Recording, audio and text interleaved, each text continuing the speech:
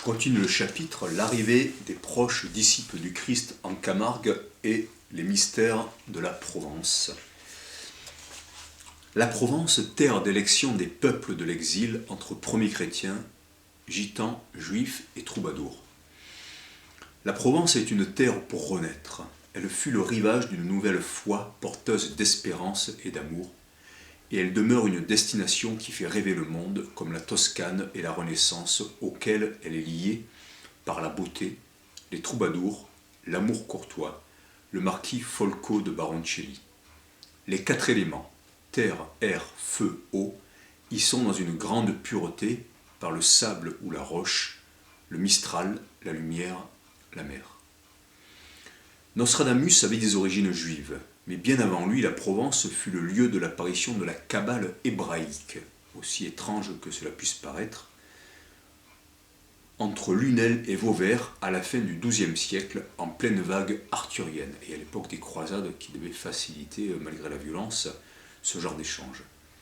La Kabbale, K-A-B-A-L-E, ne doit pas être confondue, bien qu'elles aient en commun le jeu des anagrammes révélant le sens caché des mots, avec la Kabbale alchimique, ce langage des oiseaux dont le nom évoque le cheval, véhicule de tous les voyages.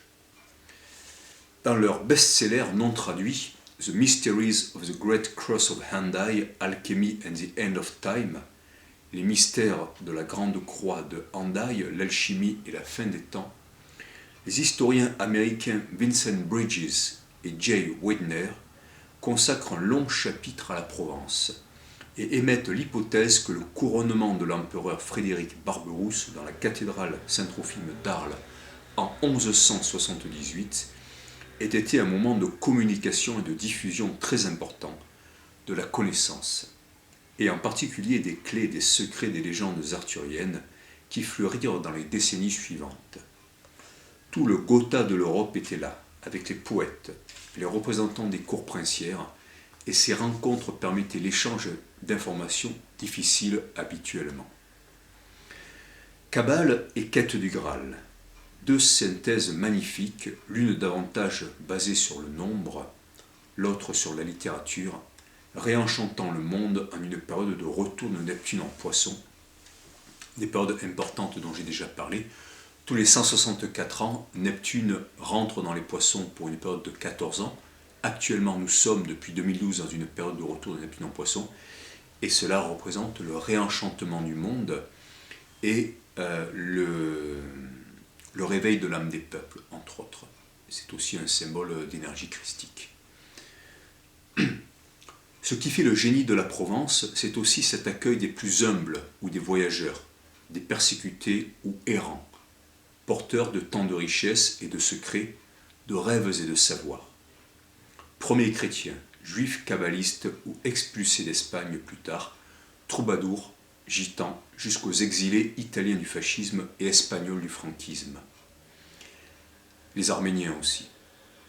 À la fin du XIXe siècle, Frédéric Mistral fit de la Cupo Santo une sorte de Graal, et Folco de Baroncelli, quelques décennies après, œuvra pour la renaissance des traditions et des légendes gitanes.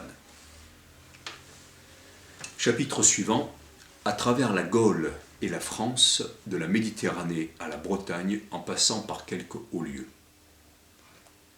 La voie héracléenne et les milieux du monde celtique. La voie héracléenne, appelée aussi Via Heraclea ou Via Domitia, part d'Andalousie, relie pays cathare et Provence, et retracerait les aventures d'Hercule depuis les colonnes qui portent son nom, c'est-à-dire le détroit de Gibraltar.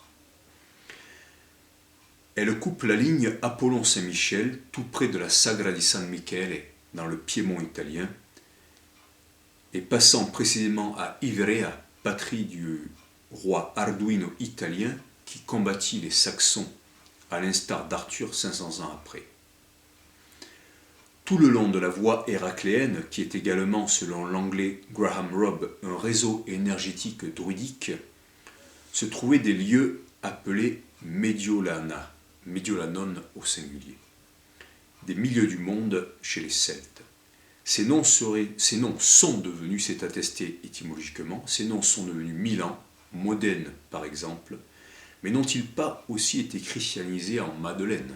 Point d'interrogation. Dans son très bel ouvrage sur les sentiers ignorés du monde celte, paru en 2014, Graham Robb écrit: le système des Médiolana était à l'origine une organisation éparse de territoires locaux.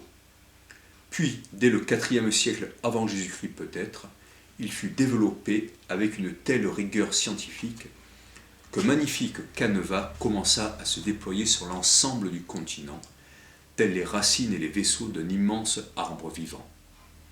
L'écrivain anglais s'attarde sur les statères, ces pièces d'or antiques ayant pour modèle celui frappé par Philippe II de Macédoine, le père d'Alexandre le Grand au IVe siècle avant notre ère, et représentant le souverain et un cheval. Les monnaies gauloises étaient quasiment toutes ainsi, porteuses d'un héros solaire et de symboles équins, ou d'un homme à tête de cheval, sur le métal le plus noble associé à Apollon, l'or. Le statère trouvé dans un poisson que se fit remettre le Christ pour rendre l'impôt à César, Matthieu 17, 24, 27, c'est marrant, on retrouve encore le 17, le 4, le 17 et le 24, avait beaucoup de chances de ressembler à cela.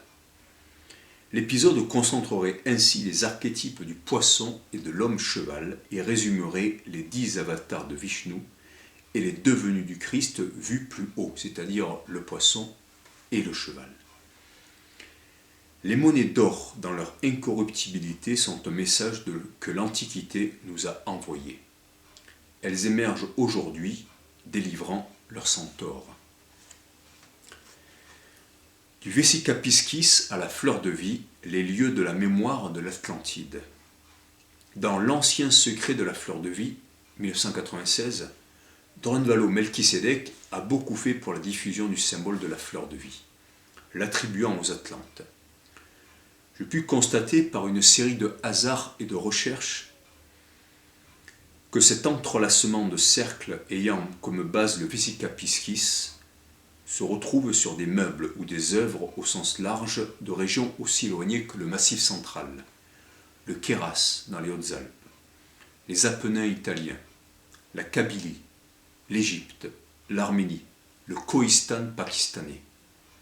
Autant de régions de montagnes reculées ayant pu survivre à un déluge, comme le proclament les Arméniens qui survécurent à un autre encore.